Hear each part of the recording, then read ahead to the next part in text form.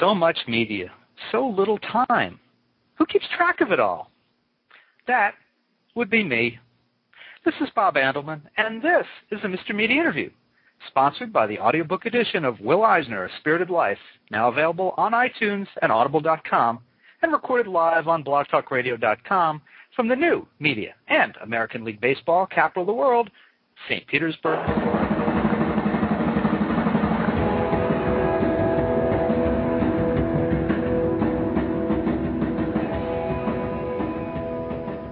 Now, I'm not one of those crybabies who thinks newspapers are dying. I do, however, think that the news itself is migrating to new distribution systems, and that in the future the word paper will be less and less connected with the word news.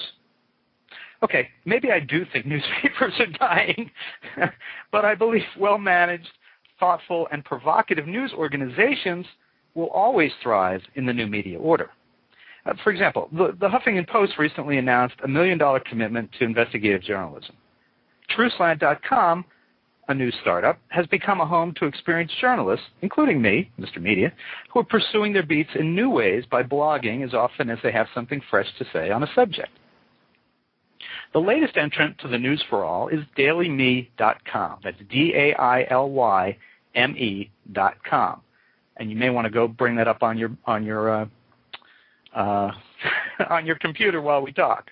It's a startup news gathering operation that boasts of adding 5,000 news stories daily from the most reputable of sources, including the Associated Press, Reuters, the Dallas Morning News, the Washington Post, Chicago Tribune, and Newsday.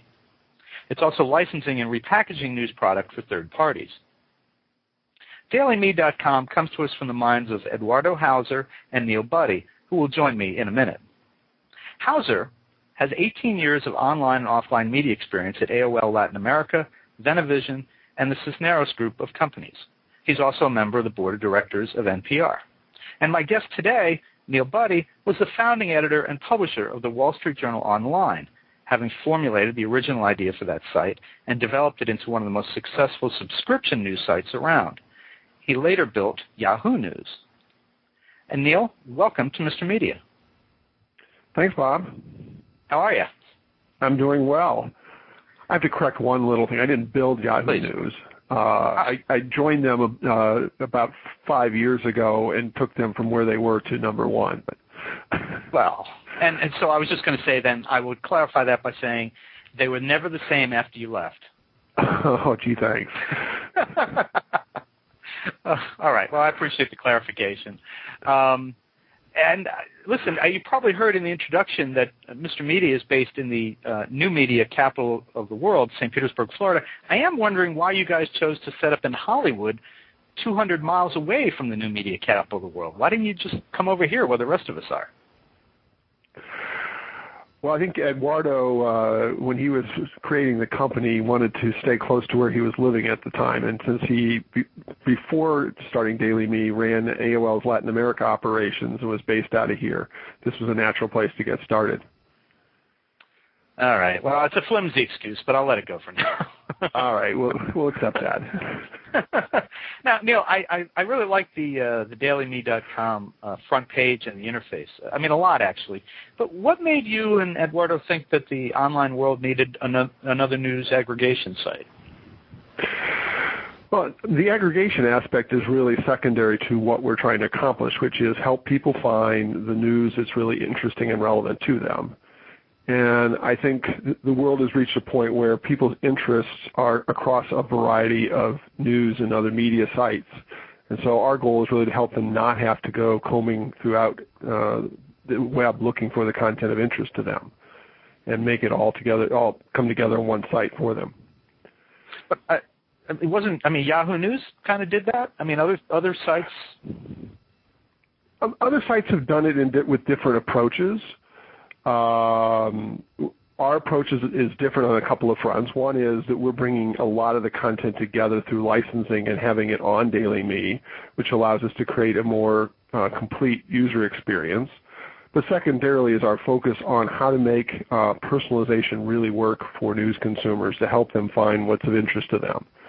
And that's the heart of what we rolled out with the newest version of Daily Me this past week, is our Newsdagram technology that allows us to track users, what they're reading, understand that content, at a very fine-grained level, and then present to them news that matches the things that they've shown an interest in, whether at a high-level category or down to specific people, places, things that they're interested in.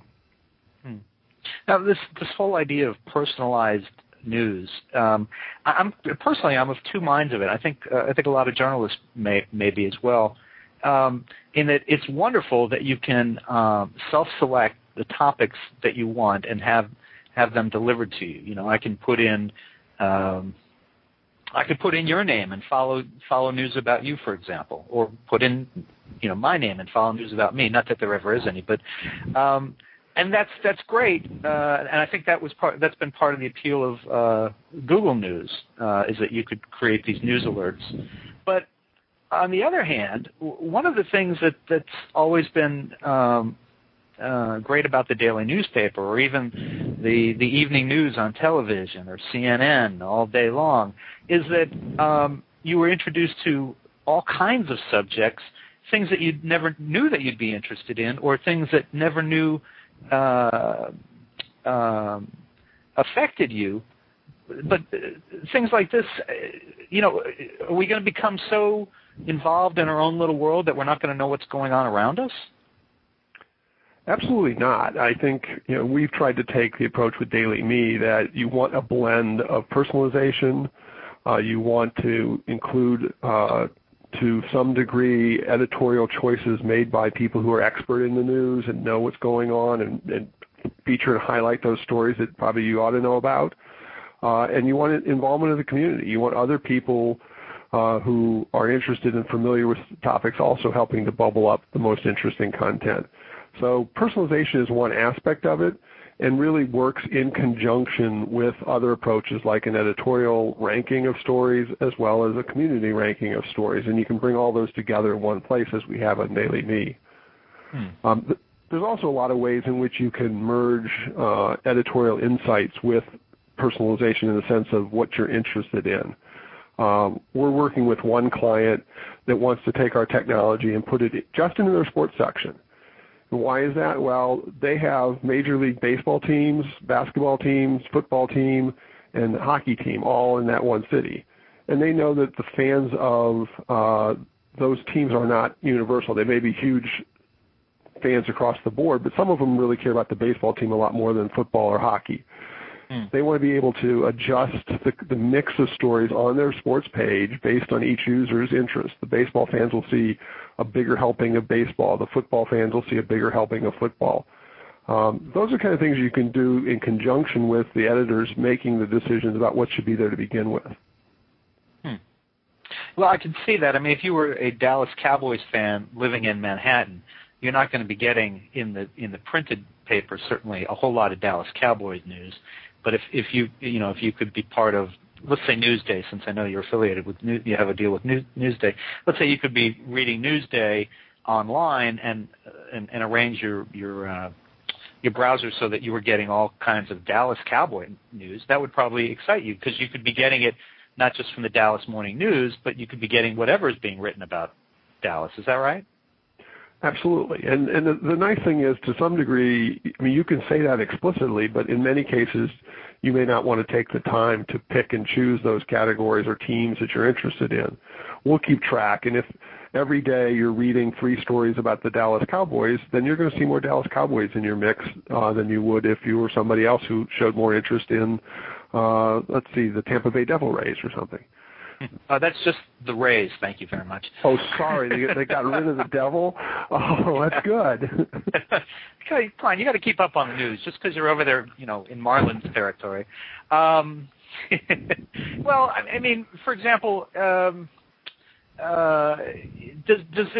the idea of that similar to the way, say, like a Google AdSense works, where it's going to read the page that you're going to and give you ads that are connected to that. Whereas a newspaper participating with Daily Me, they know that I'm interested in the Tampa Bay Rays, So I'm going to get fed automatically more stories about that or about baseball. Yeah, it has some similarities because we do an analysis of the content of the page. In our case, we're doing it in advance so that we know what every page is about. And then as a user moves through the site, we're recording that and building up a picture over time.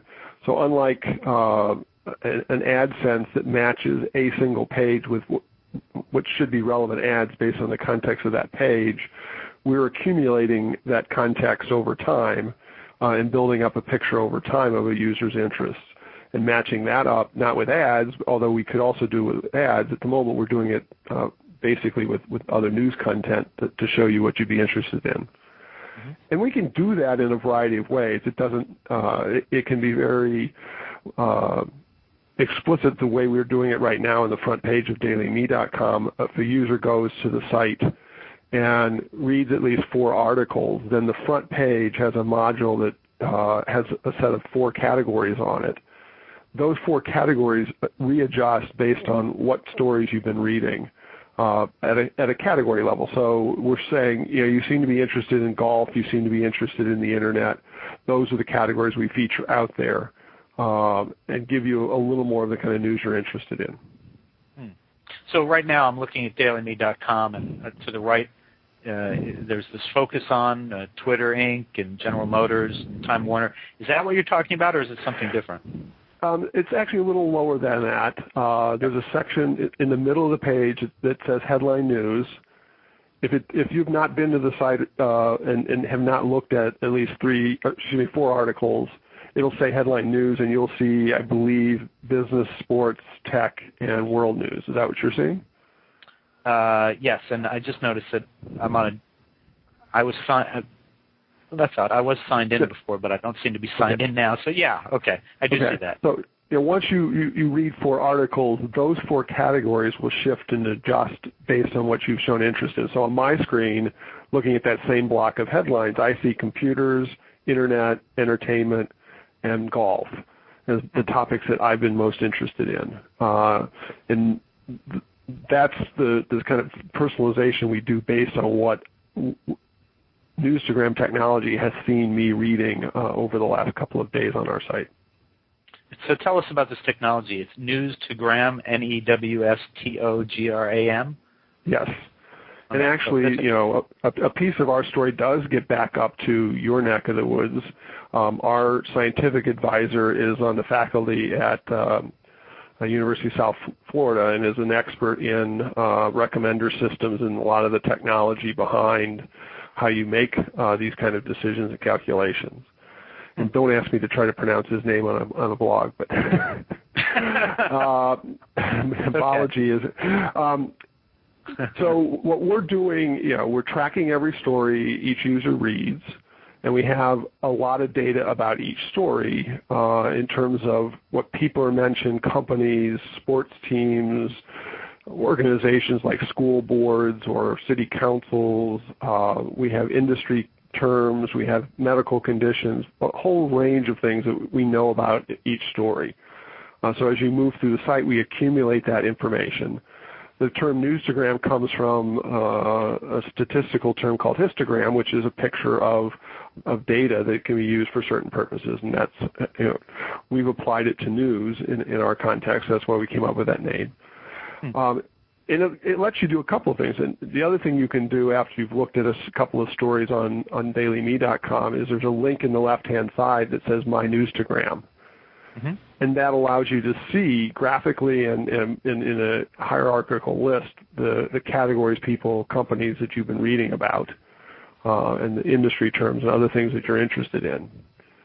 And that's also a way to keep users comfortable with what we're doing. There is a complete opt-out option there, but we'll be adding ability to kind of block things.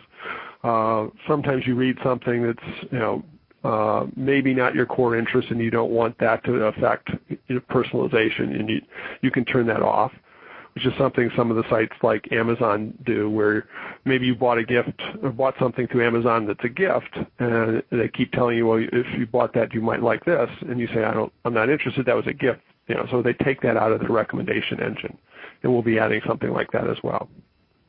There for strictly for consumers, a couple of the more entertaining, if you will, aspects of the dailyme.com homepage is you have the day in photos, and my two favorites at the bottom. You have top newsmakers where you track top newsmakers by the number of stories that their names appear in. So Tiger Woods today is 283 news articles.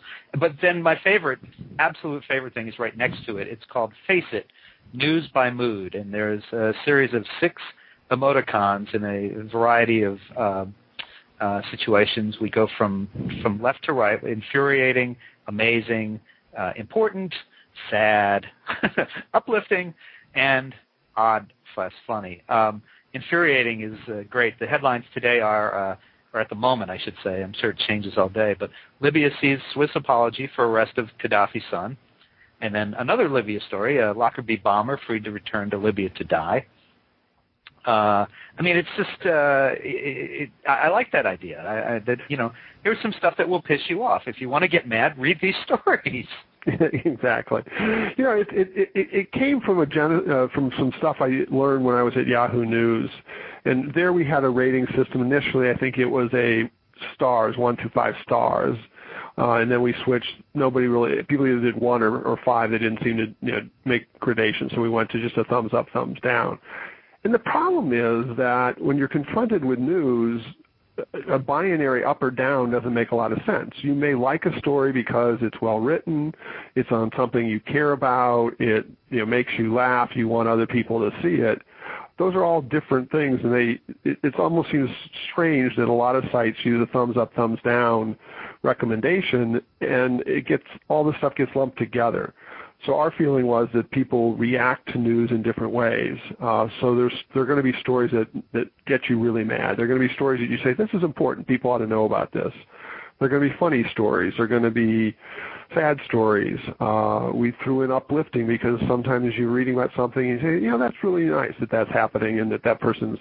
So there's a lot of different emotions that news provoke, and we tried to come up with some different ways in which people could recommend stories based on those and vote up the ones that kind of really struck them that way. Now, we've been talking about the consumer side of this, but this is actually a two-pronged business, right? You have these publisher solutions as well. Can you talk a little bit about that? Sure. And in many ways, that's going to be the bigger part of our focus. DailyMe.com will remain. We hope it's a vital destination site. But more than anything, we want it to be a showcase of the technology that we have available. So pretty much anything on the site has been structured in such a way that it could be incorporated into another site. The main element of that is the Newstagram technology for personalization and tracking what users are interested in. We're able to put, with a small bit of code on a news site, we can track the users of any site who wants to sign up for the service. And we can do 2 things. One, we can provide them with data about their users that they don't probably have through their existing means of tracking usage. So users of Newsgram technology will be able to go to a site that will show data about their news site, and it will show what are the topics that are most popular, but also what are the topics that are rising, the ones that are more interesting yesterday than they had been on average. You can look at people that are rising in the news. You can look at sports teams and topics and medical conditions. So it gives you a really interesting picture of what's happening on your news site. And it'll also give a lot of other detail about comparing your users versus an overall news universe, comparing users who come to your site within your geographic area. So if you're, let's say, the St. Pete Times, you get traffic to your site from both within the Tampa Bay area as well as from all over the country and outside the U.S. This will allow you to start to see what are the people locally interested in versus what are the people coming to our site from outside interested in. Give you a lot of data that I think will be very helpful to both editors and people running these sites, even ad sales people, to be able to go out and talk to folks about what is of interest to people in the community. Well, I know, Neil, in talking to my newspaper friends, and I'm married. You mentioned the St. Pete Times. I'm sort of married to that paper. My wife works there. I mean, one of the things that I've kind of pointed out is that if the newspapers change their way of looking at their product, yes, they put out a daily news product for a local community, but inevitably they have a lot of stories, a lot of research, a lot of investigative stuff, and features that can appeal around the world. And they need to, I think, they need to look at themselves in a different light. They may be serving the Tampa Bay area with the physical paper, but online they're serving the world, and they really need to know, where they're turning on people in Dubuque and Baghdad, for example. Oh, absolutely, and I think that's also a piece of what Daily Me does by licensing content from a lot of those publishers, is to say, we'll put your content out in a more national audience, and the people who really are passionate about a certain topic are going to find a story from your site on Daily Me where they may never discover that story if it just sits and lives only on their site. So that's a piece of the equation as well. Because I think a lot of people with these niche interests, let's say somebody's really interested in butterfly collecting. Well, no newspaper writes about that very often, probably once every couple of years. Mm-hmm. But if you collected everything that was written about butterfly collecting over, a period of time, and you were able to see that when something new came up and was written somewhere, it would be very useful to the person who cares about that subject.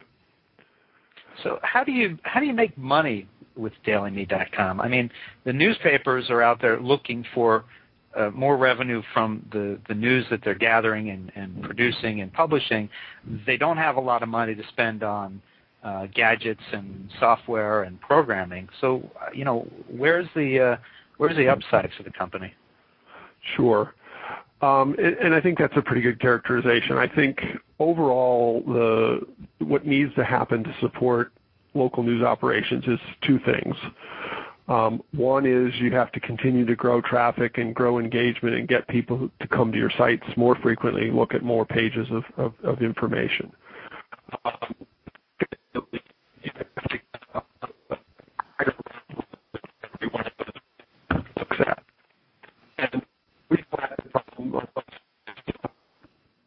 Neil? You still there? Yeah, we're having a little trouble with your audio, so I think we missed. I apologize. I've got a phone that sometimes gets a little crazy. So what I'm saying is news sites need to do two things. One is get greater engagement, get people spending more time and using and viewing more content on their sites. And then secondarily, they need to get more revenue for every one of those pages. We believe that Newsstagram and some of our other solutions help with both of those. They bring people back to your site because it's more relevant to them every time they come. And we believe that the technology we're developing also can be used to help target advertising better. And advertisers will pay if the ads are more relevant to the user because they're going to respond to them more. So advertisers who want to reach people who are sports fans can target them. Advertisers who want to reach people who are into technology can reach them. Advertisers who want to reach people who care about health can reach them by understanding more about what people are interested in.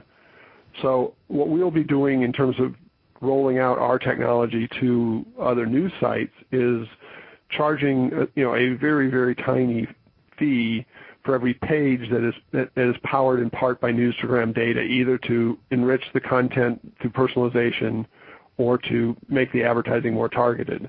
But we believe the fee that we'll charge will be a fraction of what the additional value will be to the publisher by having a more engaged user or having better targeted ads that they can charge more for.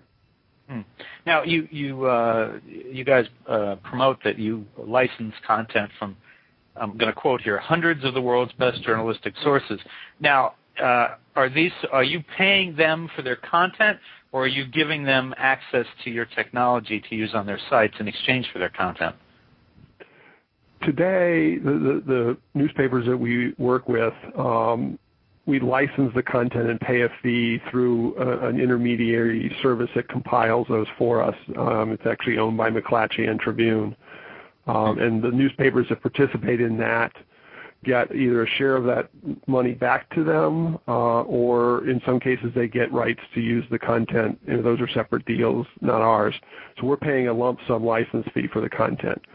As we roll out Newstagram and some of our other solutions to individual publishers, one option they have is to provide us with the content directly, and that can mean in exchange for some of the technology or reducing the costs of some of the technology. So we will start to work with more of the publishers directly in getting their content. All right. And I'm going to ask you this, and I mean no disrespect, but I've got to question you on the name of the site. We're the dailyme.com. I mean, were all the really good names taken? Well, I think it's actually a great name. I don't know if you're familiar, or I think we even mentioned it on our site. There was some work done many years ago by Nicholas Negroponte at the MIT Media Lab, and he actually coined the term Daily Me years ago, and said, this is where the future will lie. We were not involved with him. The concept, we generated the concept, and we were looking for a name, and someone suggested that, and lo and behold, he had never trademarked it or copyrighted it or bought the domain name. So it was available, and after we got up and running, Eduardo happened to run into him at a conference and handed him his business card and said, "You might be amused," and he was. He thought, well, it's really great that someone's actually doing this. Because he had been talking about it so many years earlier. So we think it's a great name. But good. So you didn't take offense then. Good. But I just thought, the me decade ended like 20 years ago. So I don't know. But I'm kidding you about that. I do like the front page. It's just, there's certain aspects of it when you feel like you've seen a lot of these, Yahoo has an interface with news. Google has it.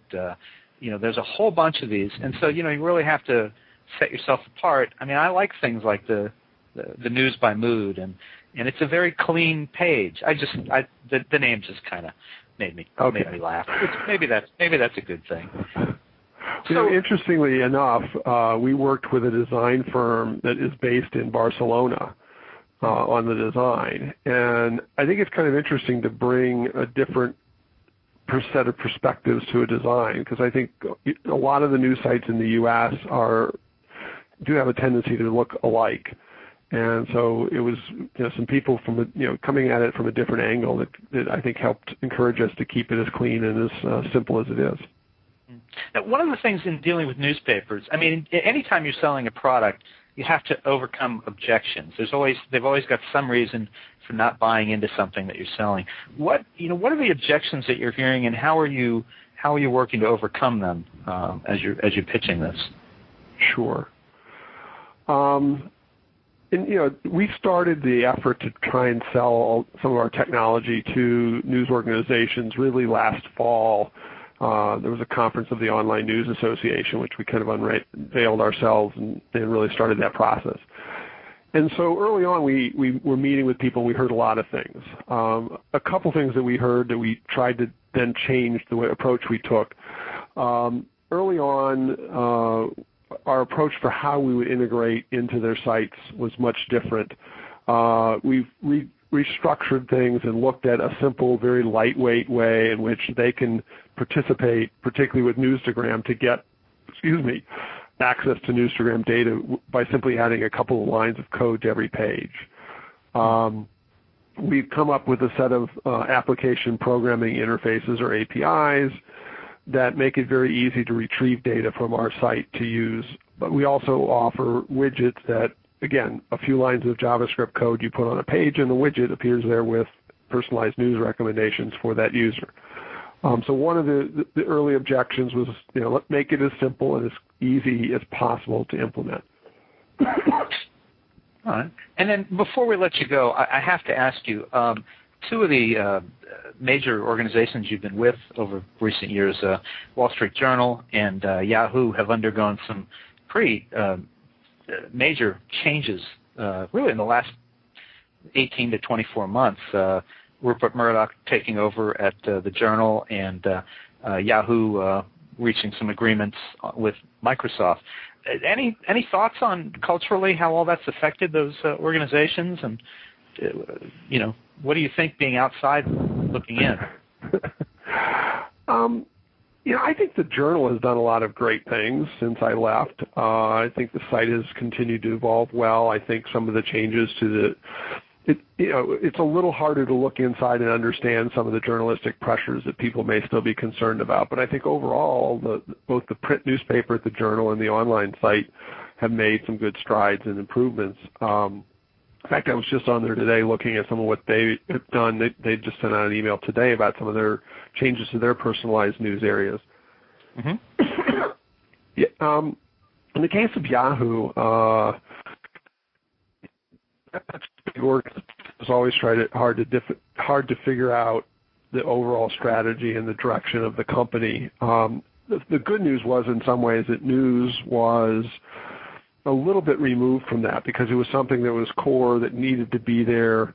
It was not seen as a huge moneymaker for Yahoo relative to everything else, but it was seen as a huge driver of traffic that pulled people into Yahoo, and it still is. So from that standpoint, I think the opportunity to continue to grow and evolve there is still there. But it's harder to figure out where all the other pieces of the organization are going from the outside and what all of the changes are going to mean. It seems like Yahoo's going to be even more media-focused and more focused around some of the media properties than it was for the last year or so, but who knows? I enjoyed the quote from somebody recently at Yahoo who said, it was never a search company, and I'm thinking, that's funny. In my mind, that's all it was. Even when it was doing news and stuff, I kept wanting to go back there for search, and it never regained its search superiority. But anyway, that's off the topic. Folks, listen, you can take dailyme.com for a test drive and drive. That's great about being a consumer in that site. It's free. It's www.dailyme.com, DAILYME.com. And Neil, first of all, thanks for being a good sport when I teased you about the name, but mostly I appreciate you coming in and talking about the site and where you're going with it. It's very interesting. That's great. Thank you very much for your interest. Thank you, and good luck to you guys. Hopefully we'll get to talk about it. Now, do I have to compete with Mad Men makeup department head on your page? I'm not going to look kind of shabby next to that, I think. Yeah, well, it's hard to have your thing up against Christina Hendricks from Mad Men, but I think you'll find your own unique place in the Mr. Media universe. Okay. I think we can promise you that. But thank you again very much for being on the show. We appreciate it. Take care. All right, you too. Bye-bye. And folks, for more interviews with your favorite journalists and authors, you can surf over to our main website, www.mrmedia.com. That's where you can listen to my earlier conversations with A.J. Jacobs of Esquire, John Darton of the New York Times, 2009 Pulitzer Prize winner for features Lane DeGregory, and many others. And please think about writing an online review of Mr. Media, casting a vote for Mr. Media, or marking Mr. Media as one of your favorites, whether you listen on Blog Talk Radio, TrueSlant, Digital Journal, Vox, Podcast Pickle, MediaFly, Blueberry, Zencast, Zimbio, or Odeo. Subscribe to Mr. Media on iTunes, and you'll never miss a show. Just search Mr. Media Interviews from within iTunes and subscribe for free. Or subscribe to Mr. Media's blog on the Amazon Kindle Reader. You can also listen with a piece of string and a tin can in many locations. If you've got an idea for a guest, email me directly at bob@andelman.com. That's ANDELMAN. You can also follow me on Facebook or on Twitter, www.twitter.com/Andelman. Thank you so much for joining us today. Always appreciate when you give up a piece of your day and spend it with Mr. Media. Thanks for listening, everybody.